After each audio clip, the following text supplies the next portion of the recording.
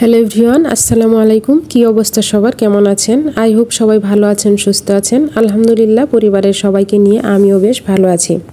এই তো নতুন আরও একটি ব্লগ নিয়ে আপনাদের মাঝে হাজির হয়েছি। আশা রাখছি আজকের ব্লগটি ভালো লাগবে, তাই কোনো স্কিপ না করে পুরো সময় জুড়ে আমার সাথে থাকার জন্য অনুরোধ জানাচ্ছি।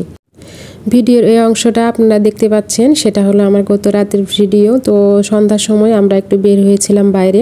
আমার বাসার পাশেই একটা 99+ আছে, তো সেখানে গিয়েছিলাম। সেখান থেকে আবার আমি এই তো চলে এসেছিলাম বেস্ট বাইয়ে। তো এখান থেকে আসলে কি কিনবো সেটা ভেবে আসিনি।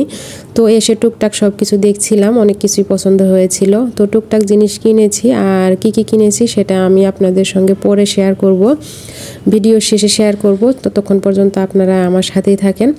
তো বেস্ট বাই আসলে কিন্তু সত্যি আমাদের অনেক পছন্দের জিনিস থাকে। আমি সংসার জীবনের শুরু থেকে কিন্তু বেস্ট বাইকে আমি বেস্ট মনে করেছি, কারণ এখান থেকে সংসারের প্রয়োজনীয় সব জিনিস কেনা যায়, আর সব জিনিসই কিন্তু এখান থেকে পাওয়া যায়, একদম এ টু জেড। ঘর সাজানোর জিনিস থেকে শুরু করে এখানে সংসারের যাবতীয় জিনিস পাওয়া যায়। তো সবগুলাই কিন্তু খুবই ভালো মানের জিনিস এখান থেকে। তবে প্রাইসটা একটু বেশি মনে হলেও আমি এখান থেকেই বেশি কেনাকাটা করি আমার সংসারের জন্য। তো এখানে ঘুরে ঘুরে দেখছিলাম আসলে কোন জিনিসটা পছন্দ হয়। তো অবশেষে আমার একটা হাঁড়ি পছন্দ হয়েছে, তো সেটা আমি নিয়েছি। আর কি কি নিয়েছি সেটা একটু পরে আপনাদের সঙ্গে শেয়ার করছি। এখানে আসলে সত্যি আসলেই কোনো না কোনো কিছু নিয়েই যাওয়া হয়। আর আমরা মেয়ে মানুষ যখনই মার্কেটে আসি দেখা যায় যে কোনো না কোনো কিছু কিনে নিয়ে বাসায় চলে আসি। আজ কিন্তু কোনো কিছুই কিনবো না সেই ভেবেই কিন্তু বের হয়েছি। তো এই তো টুকটাক কিছু কিনে নিয়েছি। তো রাতের ভিডিও আপনাদের সঙ্গে শেয়ার করলাম। আর এটা হলো সকালবেলার। সকালে ছেলেকে স্কুলে নিয়ে যাচ্ছি, তো তখন গেটের সামনে যে আমাদের একটা এখানে শিউলি ফুলের গাছ আছে, তো সেখান থেকে প্রচুর শিউলি ফুল প্রতিদিন সকালে এখানে পড়ে থাকে। তো আমি কিন্তু একদিনও দেখতে পাই না, মাঝে মধ্যে পাই। তো সকালে আমাদের যে দারোয়ান আছে উনি ঝাড়ু দিয়ে সব ফেলে দেয়, যেহেতু একদম গেটের সামনেই। তো এটা নষ্ট করতেও কেমন জানি খারাপ লাগে। তো আজ যেহেতু সামনেই পেলাম তাই আমি একটু ভিডিও নিয়েছি, আর কিছু শিউলি ফুল কুড়িয়েও নিয়ে এসেছি। তো একটু পরে কিন্তু দারোয়ান আঙ্কেল সব কিছু ঝাড়ু দিয়ে ফেলে দিয়েছে। প্রতিদিন প্রচুর শিউলি ফুল এখানে পড়ে থাকে, তো দেখতে কিন্তু খুব সুন্দর লাগে। আর শিউলি ফুলগুলো আমার কাছে খুবই পছন্দের একটা ফুল। আমি এটাকে নিয়ে এসেছিলাম বাসায়, তো নিয়ে এসে কিছু ছবি উঠিয়েছি। আর এই তো এখন সকালে নাস্তাটা করে নিব, সেজন্য আমি চুলাতে চাটাও বসিয়ে দিয়েছি। যেহেতু শিউলি ফুল নিয়ে আসলাম, ভাবলাম যে শিউলি ফুলে দিয়ে আমি এখানে একটু ডেকোর করে নেই। তো এই তো সুন্দর একটু ডেকোরেশন করে নিয়েছি, আর এখন চা করে নিব। শখের বসে আমার এই চ্যানেলটা ওপেন করা। তো প্রথম কিন্তু আমার খুবই ভালো ভিউজ হয়েছিল, তো ইদানিং কিন্তু একটু ভিউজ হচ্ছে না।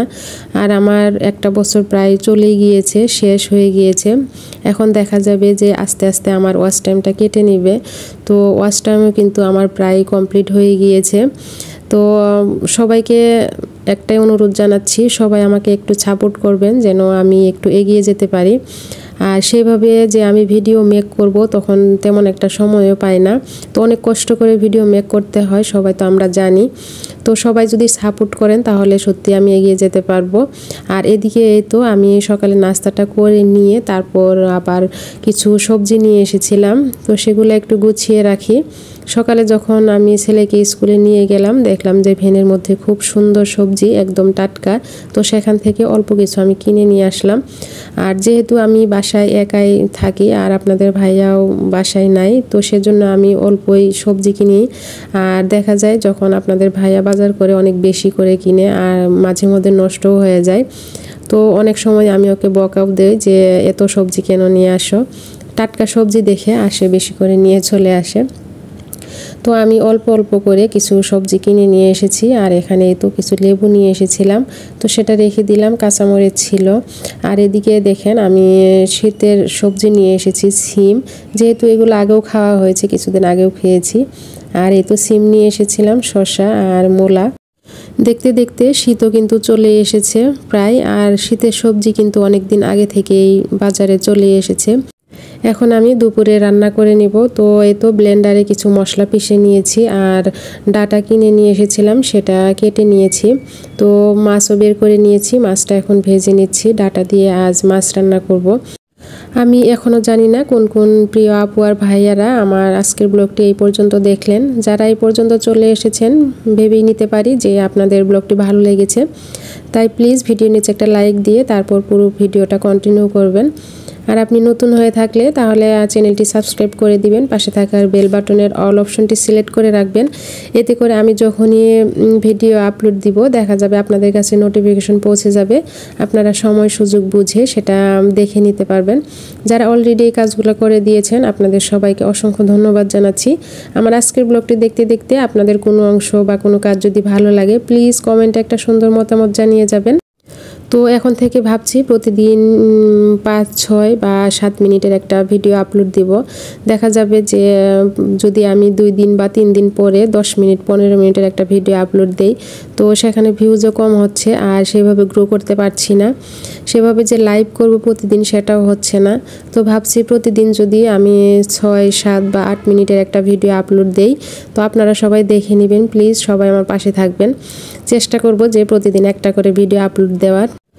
তো প্রিয় আপুরা একটু আমাকে পরামর্শ দিবেন যে আসলে আমি প্রতিদিন একটা করে ভিডিও আপলোড দিব না প্রতিদিন লাইভ করব। আসলে সেভাবে বুঝতে পারছি না, লাইভ করার সেরকম একটা সময়ও পাচ্ছি না, কারণ বড় ছেলেটা স্কুলে যায়, তাকে পড়াশোনা সেদিকে দেখতে হয়, ছোট বেবি আছে। তো বুঝতেই পাচ্ছেন এখন কি করব, প্লিজ একটু পরামর্শ দিবেন। তো এই তো এখন আমি যে বেস্ট বাই থেকে কি কিনেছি আমার সংসারের জন্য সেটা আপনাদের দেখিয়ে দিচ্ছি। এখানে আমি 2টা জার নিয়েছি, জারগুলা নিয়েছে পার পিস 250 টাকা করে।